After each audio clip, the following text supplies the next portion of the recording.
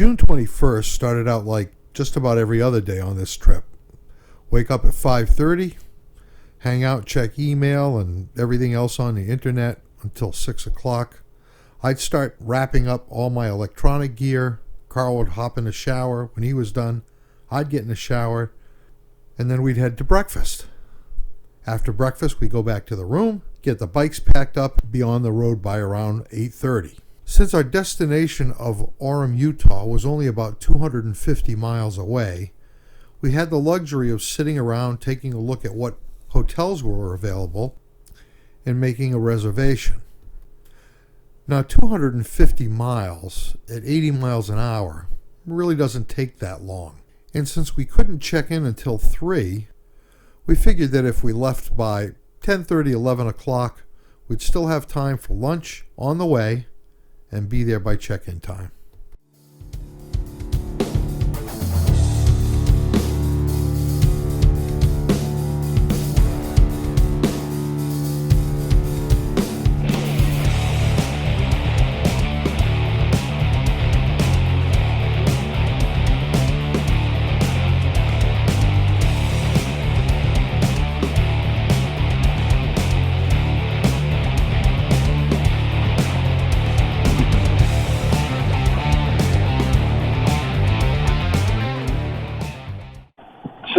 Here. Yeah, I feel that. Woo, man, is it windy. I tell you, you don't hold on, it's going to knock you off. Cool looking building. As we left Idaho Falls, headed for Orem, Utah on the morning of June 21st, both Carl and I were a little down. We were more tired than we realized from the previous day's ride, and it suddenly dawned on us that we wouldn't be riding together for very much longer. We were only a few days from splitting up. Look over on the left. Oh, man. Very pretty. And the right. Jesus. Go right between them. Oh, it's that truck. Truck passing a truck.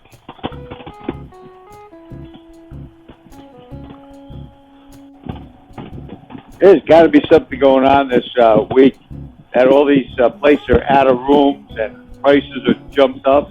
Could be graduations. That's what I'm thinking, man.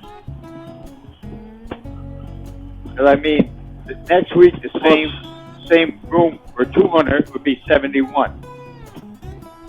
Plus, a lot of people get married in June. Yeah.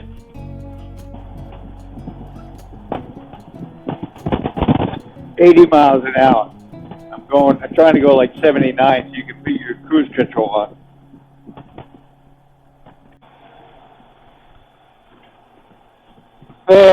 Jesus. Man. Now that my cruise control's not working. At all? I tried shifting up into the fifth again. Nope. I just realized I have my friggin' heated seat on this whole time. One of my asses hot. What the? Woo! Had a big gust right that time. I'm actually leaning right just to go straight.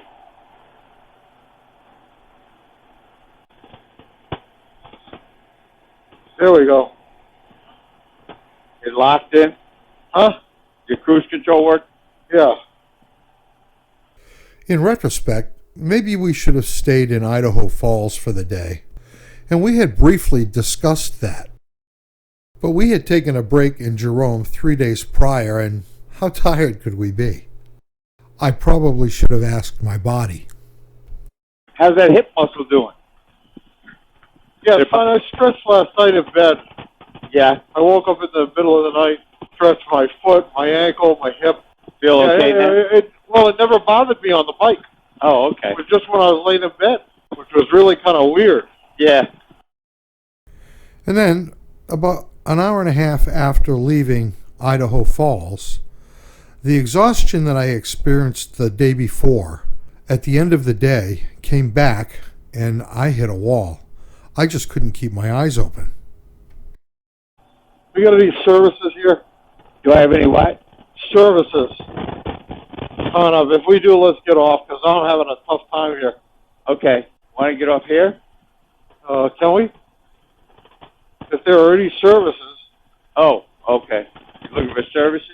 Yeah, there's services here. Yeah, I want to be able to sit down and, I don't know what, wet my thing, and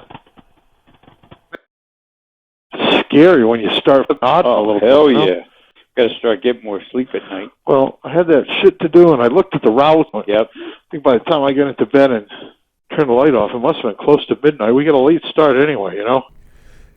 After cold drinks, some decent fast food, and 45 minutes of air-conditioned bliss, we geared back up and went out to fight the 90-degree blast furnace we were riding in and the unrelenting winds.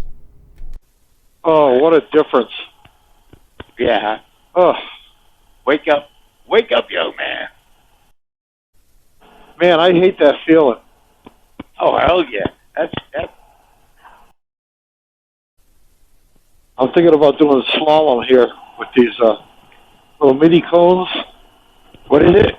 I said I was thinking about doing a slalom between these mini cones over here. Cool. That you could do. You got plenty of room there. Yeah, yeah. Nobody coming. Nobody coming. Okay, Nope. here we go. Swing out. No. Oh.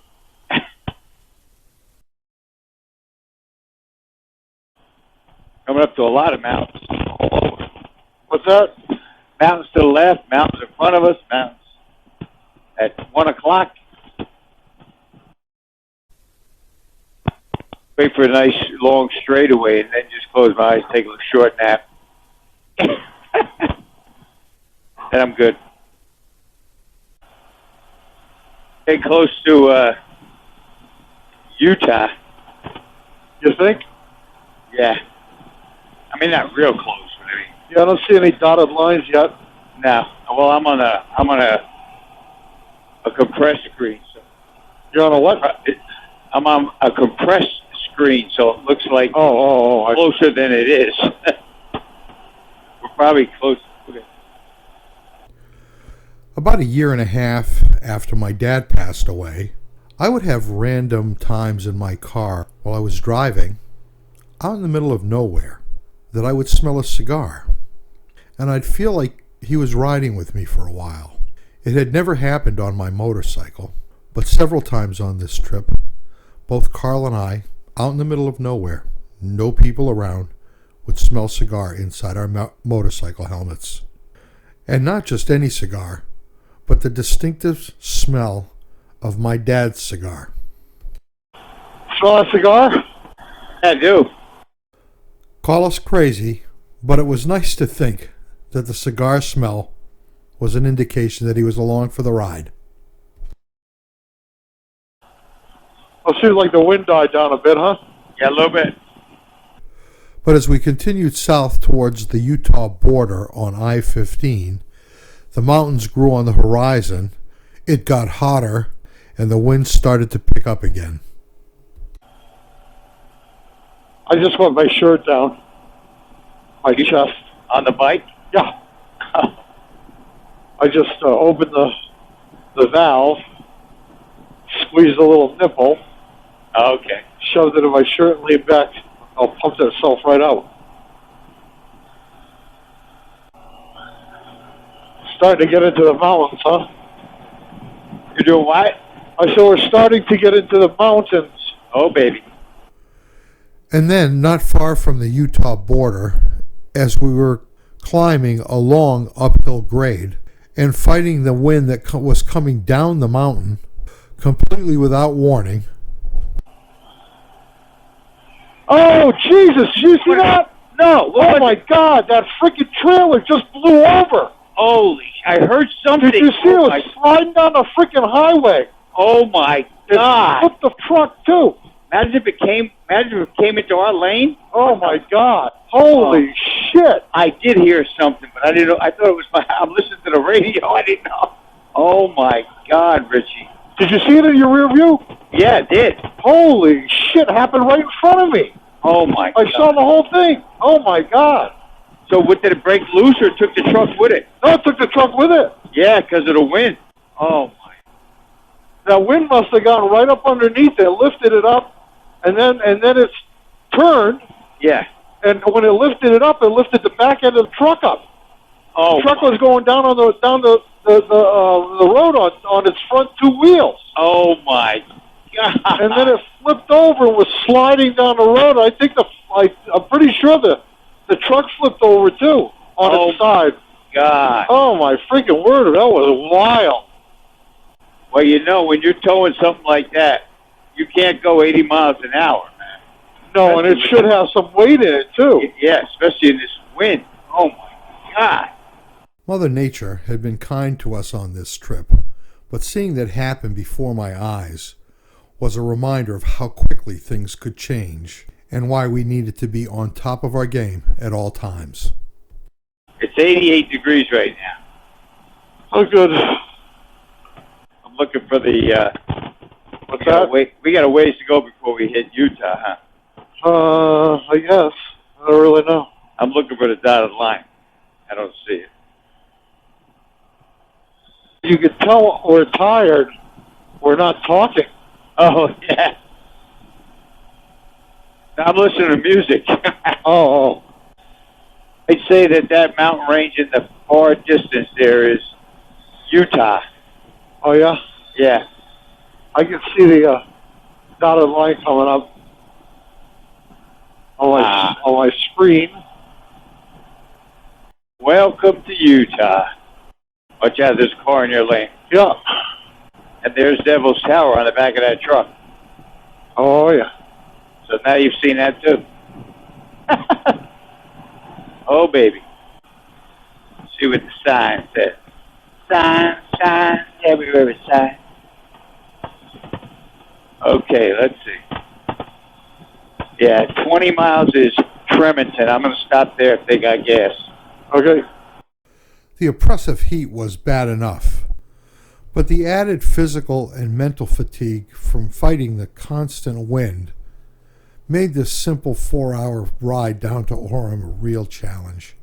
Thankfully, we were due for a gas stop where we'd have the opportunity to wet down our hot weather riding gear and cool off in the shade for a bit.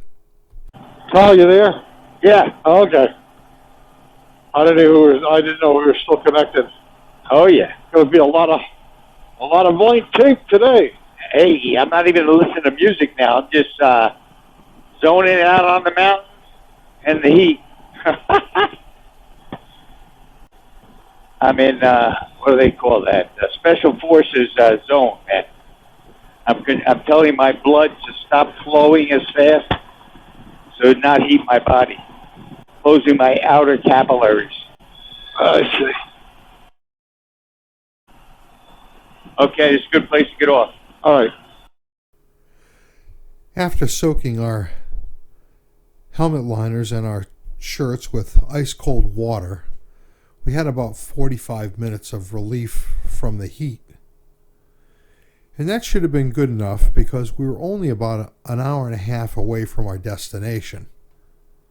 The problem was, just outside of Salt Lake City, Utah, we hit traffic. And for the most part, it didn't let up until we reached our destination in Orem, Utah, 40 miles later. We were both looking forward to a much-needed day of rest and relaxation.